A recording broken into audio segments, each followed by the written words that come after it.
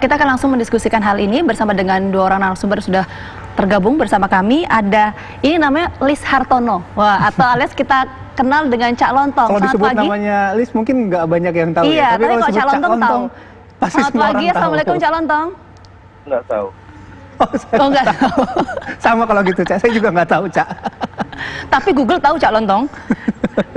Nah, sudah bergabung juga bersama kami ada seniman Taman Mini Indonesia Indah, ada Pak Munjir. Selamat pagi, Pak Munjir. Pagi. Iya, selamat pagi. Saya mau ke Cak Lontong dulu deh. Wah, Cak Lontong nih pagi-pagi kita lihat udah pakai batik, Cak Lontong. Kayaknya cocok jadi pejabat ini.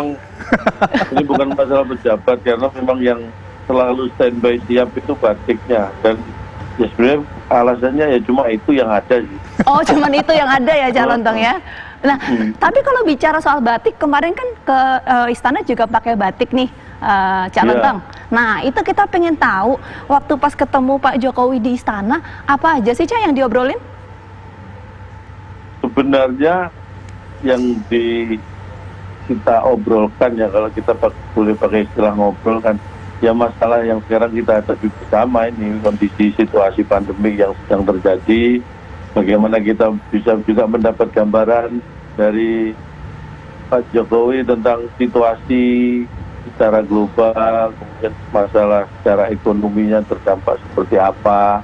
Dan setelah itu sebenarnya lebih banyak Pak Jokowi mendengarkan pendapat-pendapat yang disampaikan oleh teman-teman terkait dengan dunia seni, dunia entertain, dunia hiburan kita yang pasti terdampak dengan adanya pandemi ini. Sebenarnya garis besarnya dan secara keseluruhannya itu yang dibicarakan.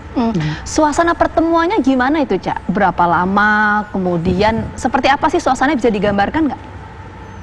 Kalau suasana yang jelas, kita semua tetap mematuhi yang namanya protokol kesehatan.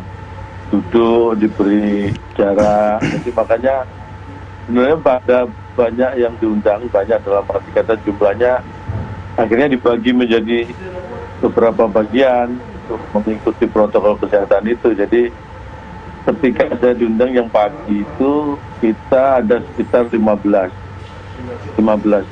teman-teman yang hadir.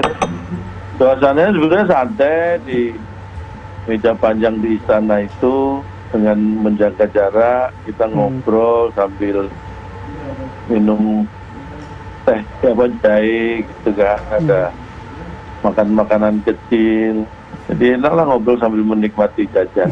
Nah, kalau ngobrol enak gitu, kalau pertemuan ada komunikasi dari Pak Presiden, dari teman-temannya Cak Lontong, dari Cak Lontong juga pasti. Kalau kita lihat dari Pak Presiden dulu deh, yang disampaikan sama Pak Presiden ke teman-teman seniman kemarin ini apa, Cak? Begini, yang jelas disampaikan itu adalah masalah bagaimana pandemi ini berakibat kepada pertumbuhan ekonomi ya. Bukan hanya negara kita yang sebenarnya, karena memang kalau kita tahu, bahkan kemarin ada kabar Singapura resesi ya 10% gitu kan.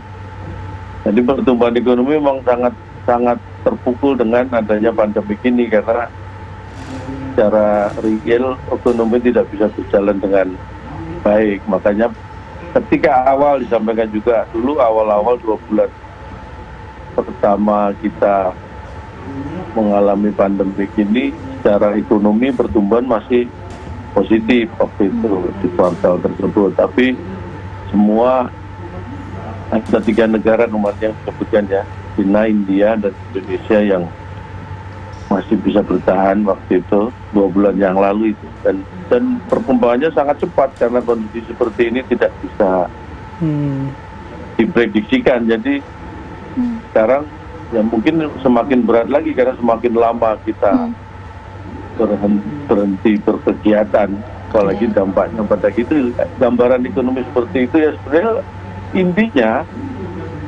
beliau lebih banyak pengen mendengar atau menerima aspirasi atau kenyataan yang ada yang kita alami gitu aja, mungkin untuk membantu membuat kebijakan-kebijakan yang lebih tepat supaya bisa membantu komunitas atau pekerja-pekerja seni terutama nanti, karena efeknya memang secara langsung kita rasakan kan.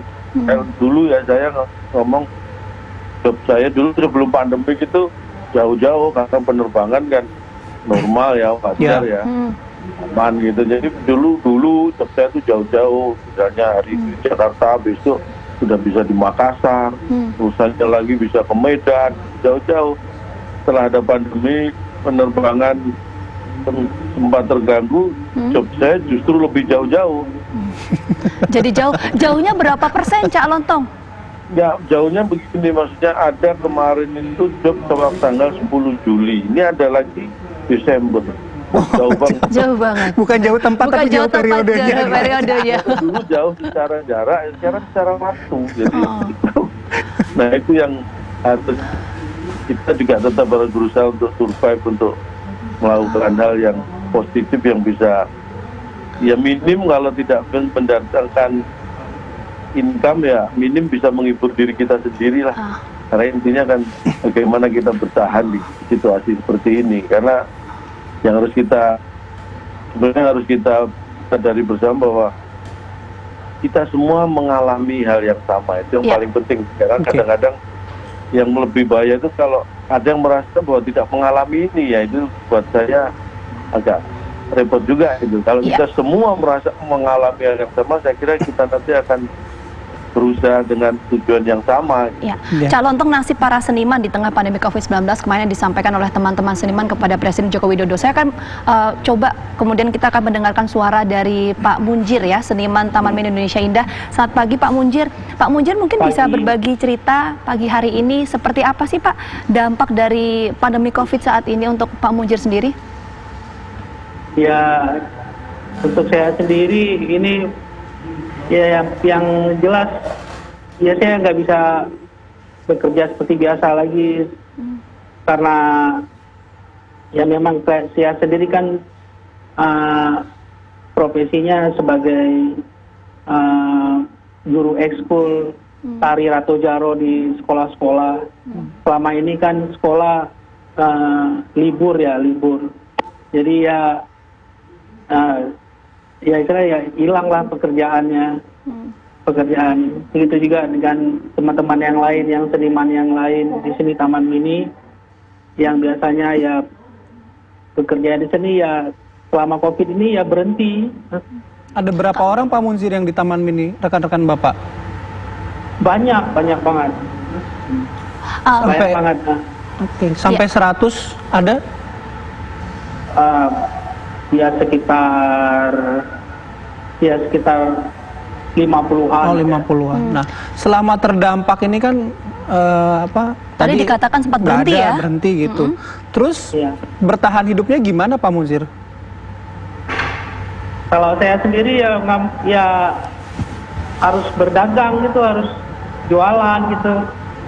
Jualan, bantu istri dagang supaya bisa bertahan.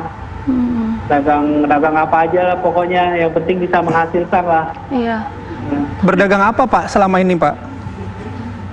Ya macam-macam, ada yang saya ada jualan kue, menjual produk online, pokoknya apa yang bisa bisa dikerjain lah gitu. Pak Munjir, maaf kita ingin tahu juga perbedaan ya Pak ya untuk pendapatan saat ini ketika dulu menjadi seniman, seberapa jauh sih perbedaannya? Tapi jawabnya nanti ya Pak ya, sesaat lagi kami kembali hadir.